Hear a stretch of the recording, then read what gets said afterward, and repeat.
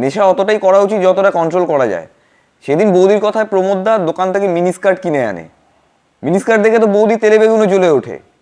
বৌদি নাকি বলেছিল মিনিকেট চাল আনতে, সে নাকি মিনিস্কার্ট এনেছে। আমার মা সেদিন বলে চালে নাকি পোকা ধরেছে। আমি বললাম বাজারে কাজ নেই, চাকরি নেই, পোকাগুলোকে কিছু একটা করে তো খেতে হবে।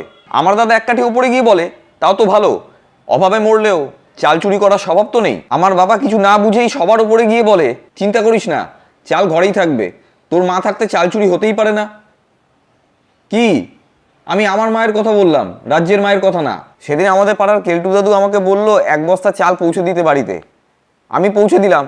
ও মা, পৌঁছে দিতে কি কিস্তি দেওয়া শুরু করলো। আমি বললাম, দাদু তুমি কিন্তু আমাকে বেকার বেকার কিস্তি দিচ্ছ। তুমি আমাকে বলেছিলে 1 বস্তা চাল আনতে, সেটা ভর্তি না খালি সেটা তো বলোনি। আমি সেই জন্য খালি চালের বস্তা নিয়ে এসেছি। চাল জলে গরম করলে ভাত হয়, চাল শব্দে যোগ করলে বাচাল, ক্যাঁচাল, বানচাল এইসব হয়। আর রেশনের চাল চুরি হলে 2 টাকা কিলো চাল হয়।